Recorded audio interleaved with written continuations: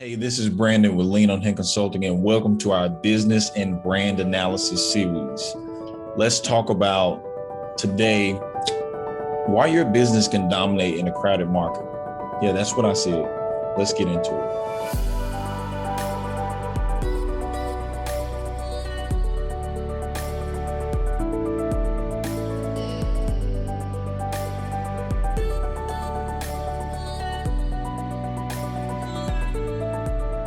All right. Again, welcome. And thanks for stopping by. Listen. You came here, you click on this video. Thank you for that. But listen, I know you're already a passionate, driven person, and you're a gifted entrepreneur. I get it. We've created this content simply to help you accelerate your own business growth, and we want to get out of your way. That's why we created this. All right. Me, myself, I've been an entrepreneur for about 16 years. I'm a small business consultant. I get it. I've been through the ups and downs, and I understand how important it is to have the ability to accelerate growth if you can. But I understand you're going to figure it out anyway. We're just here to help out by providing a few extra tools and see if we can get out of your way in the process. All right. So let's get into this. The topic is why your business can dominate in a crowded market. All right. I'm covering this particular topic for this reason. I understand a lot of times business owners, they get intimidated, they get overwhelmed because they hear things like the market's saturated. I don't believe in any of that. All right. It does exist. But I believe that there's a way to still operate in business because I'm in a crowded market. I'm a consultant, I have background in graphic design. It doesn't bother me at all. In fact, I welcome it. All right. So we're going to talk about how to actually navigate that and how your business can dominate, not just limp by, survive, but dominate in a crowded market. All right. So the first thing I would say is this, is strive for accuracy. What do you mean by that? Well, most people assume the traditional way to operate business to become successful. What is that? Well, the traditional thoughts are, I want to be the cheapest, meaning if I'm charging this one price and then my competitors around me are charging a different price and they're charging less, then you say, well, I'm going to figure out a way to be even more cheaper than them. Well, who's going to play that game? And when does it end? Before you know it, you've dropped your prices 50, 60, 70, 80% just to keep up. It's not a very effective long-term strategy because the market's not going to come back and say, hey, you can raise your prices back up to what you used to. No, they're going to expect it to stay low because you reduced it to keep up with competition. All right. But if you're not trying to be the cheapest, you're trying to be the fastest. You find out, oh, my competitor, they're charging this and they're able to get done in 5 business days. I'm going to figure out how to be done in 3 business days. I'm going to be faster than them. I'm going to do it with a smile. Well, in that process, you may end up being faster, but are what you actually are delivering to them, is it better? Is it quality? Is it accurate? Okay. So traditionally, I get it. We usually follow the principle of trying to be cheap, trying to be fast, customer service, things of that nature.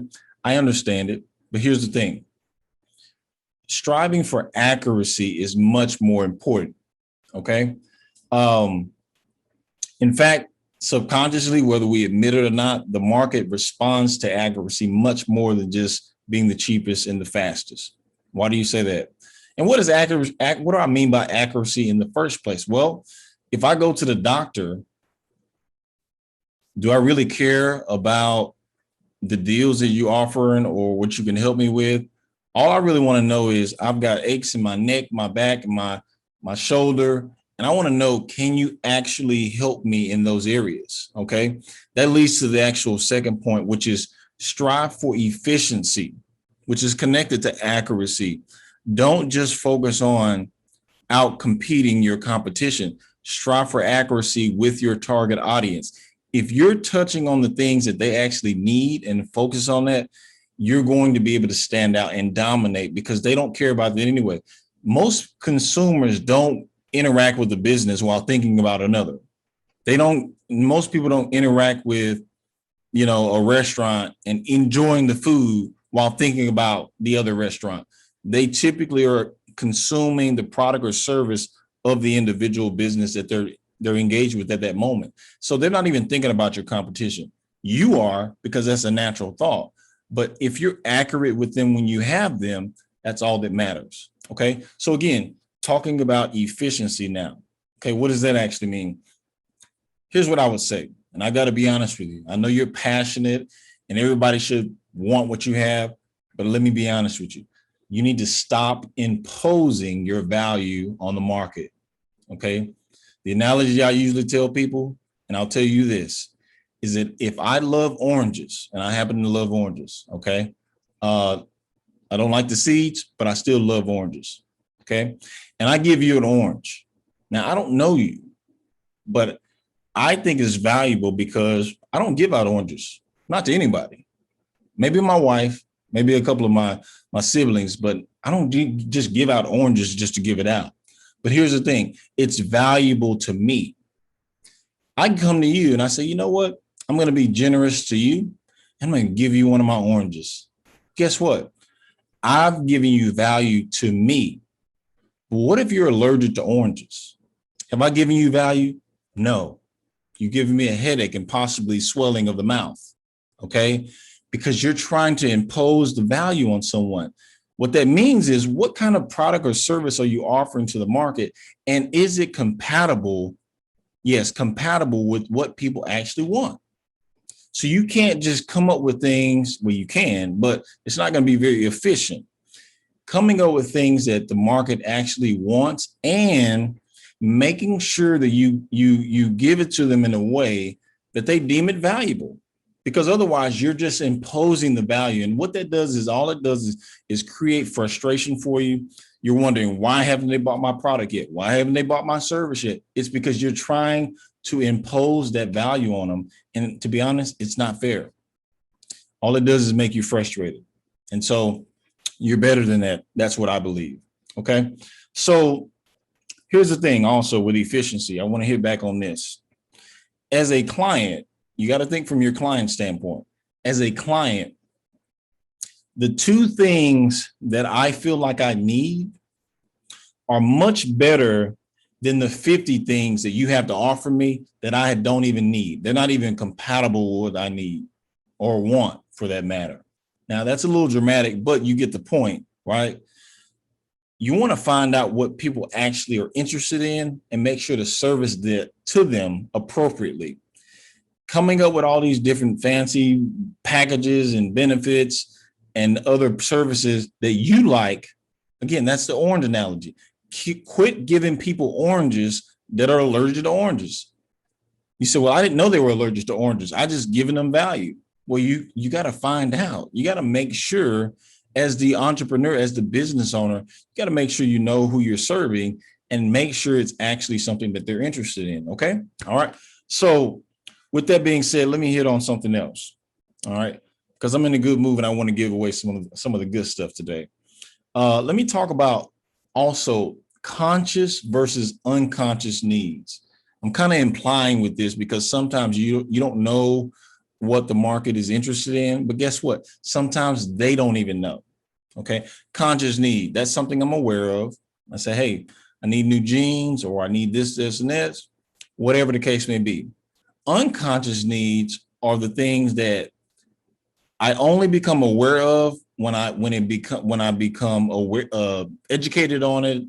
Something happens to where terminology is ascribed to where I didn't know what to call that thing. It's unconscious. Okay. When you learn how to tap into the unconscious needs of your target audience, it's so important. All right. Don't have time in this particular video to cover that. I'll have some other training to go more in depth with that. But I will tell you this.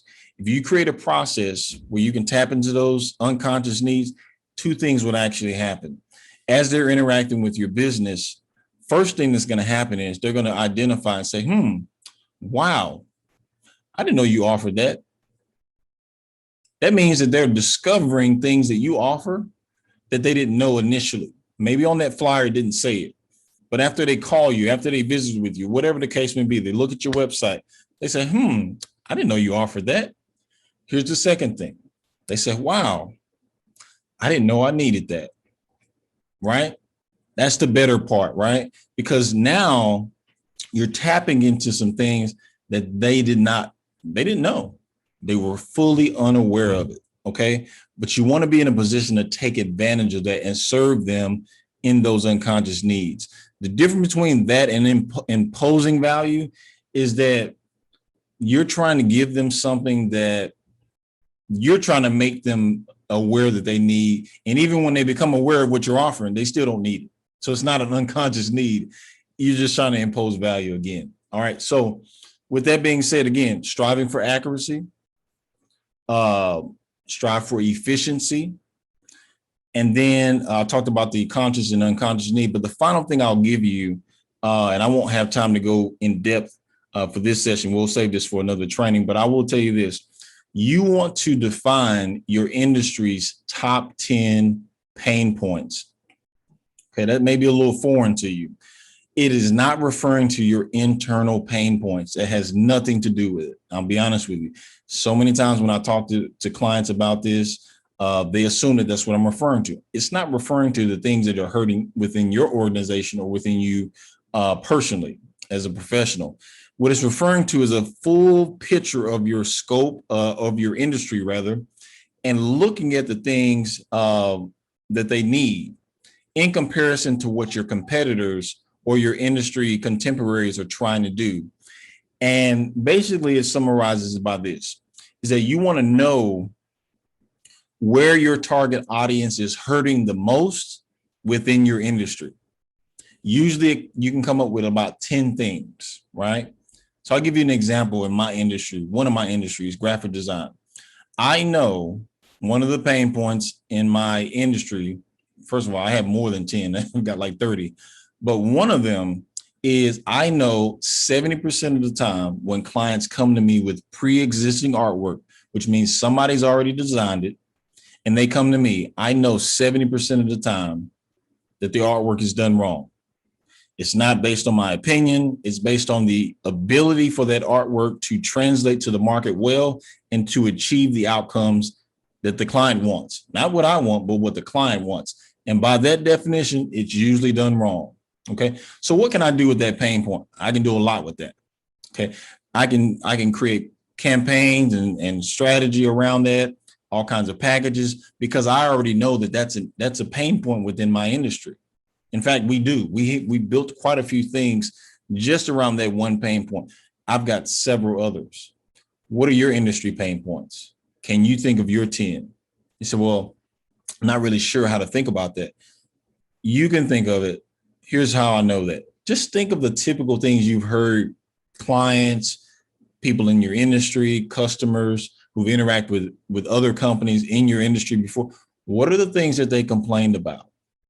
Those might be the actual pain points. You say, oh, Brandon, I already know it. Well, write those things down. And the bigger question is, if you already know those, are you centering your marketing strategy and your packages around those pain points?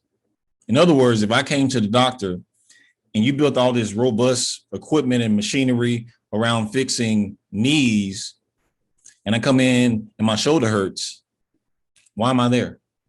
Are you in a position to actually service my shoulder if you built everything around a different area of focus? So you want to know your industry's top 10 pain points. You say, well, I know more than 10. Great. The bottom line is to come up with at least top 10 pain points. All right. So again, just to recap, strive for accuracy, strive for efficiency. I touched on the conscious and unconscious needs. And then finally, define your industry's top 10 pain points. All right. So I'll just leave you with that to think about. You know, if we ever end up working together, I always like to give homework. So I'll just leave you with this thought. If you're in business and you're looking for ways to stand out in the market and you want to accelerate your growth, maybe you have your top 10 pain points figured out, but you need to dive in deeper and figure out how to use that in an actual practical situation. You feel free to visit our website today at LOHC. That's the acronym for Lean on Him Consulting, LOHCstrategy.com. Visit the website. book a session. We'd love to spend some time with you. And remember, when you grow, your business grows.